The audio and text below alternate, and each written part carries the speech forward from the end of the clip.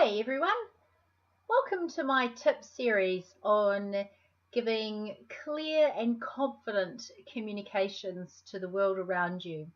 Whether you're trying to do a marketing message, a sales one-on-one, run a meeting, facilitate a meeting, run a training, or present to a big crowd, I believe that the tips I'm going to share over the next few videos will serve you well in all those scenarios. You can just apply them to different situations and then you can find your flow.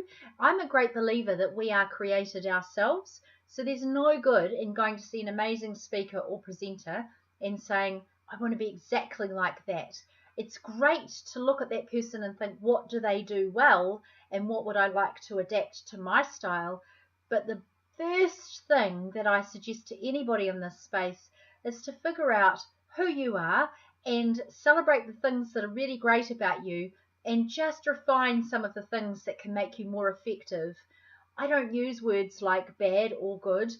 I find them to be too judgmental, and often we are our harshest critics. That's my experience anyway with myself and my clients. So the first thing I'm going to talk about is what is going on in here in your head as you're about to do that meeting, that sales conversation, that presentation, or whatever it is. So pick something that you've got coming up where you need to communicate with another person. We're going to pick a live situation for these examples, but this can also apply when you're doing things online, when you're writing communications and marketing messages. But what I'd like you to do is think about the next thing you've got coming up. What are the thoughts and the beliefs that you've got going on about that situation? Some of the things that I've had are, oh no, who am I to go and talk about blah, blah, blah, or oh, I don't think I know enough, or they're going to ask me a really hard question and I'm going to fail, or I'm not going to know the answer to that question. And there's all this big dialogue that goes in inside my head sometimes. Not so much anymore, I'm glad to report, but it definitely used to. And I call that your inner dialogue. So listening to the dialogue that's going on inside your head about that upcoming situation, presentation, or meeting, or whatever it is. Write some of those things down and just look at them from a perspective of, are they serving me right now? Are those things going to help me be my best self in that situation? And if the answer is no, then you have a choice. You can choose right here and right now to rewrite some of those perceived truths about yourself or the situation. So your thoughts going into this next meeting or presentation may be around the other person, your audience.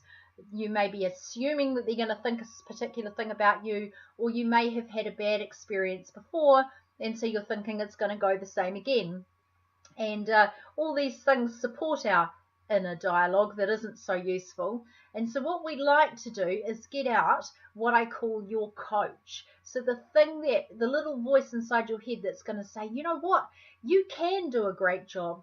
You're actually really good at this. And what you did really well last time was this.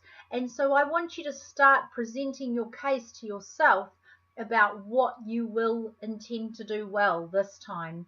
And I never imagine anybody naked in the audience. Oh, bad idea. And I never focus on a dot at the back of the wall, because then my audience feels like you might feel right now, which is that I'm not even looking anywhere at you and you're not interesting to me. So I focus on the audience, and I have different ways of standing, which I'm going to talk about later on. And I've got some tips about how to come into the space confidently. But the first thing I'd like you to do is just take a piece of paper, write down some of the unuseful thoughts that you're thinking about yourself and others as you go into this next meeting or presentation or whatever it is, sales conversation. And I'd like you to rewrite some of those things as if you were telling your best friend. Imagine your best friend just told you that they were thinking those things about themselves. What would you say as their friend back to them? Oh, that's not true. You're actually really good at blah, blah, blah. So you're going to be your own best friend right now. And I suggest you do that before we get into any of the planning about how your actual presentation is going to go. So some of my tips will be very practical. This one is a little bit much up in the head, but it's really important, because if we skip this step and we do all the greatest planning in the world, but you've still got those negative thoughts going on in your mind, it might just not go according to plan. So good luck with that. I'll be back with another tip real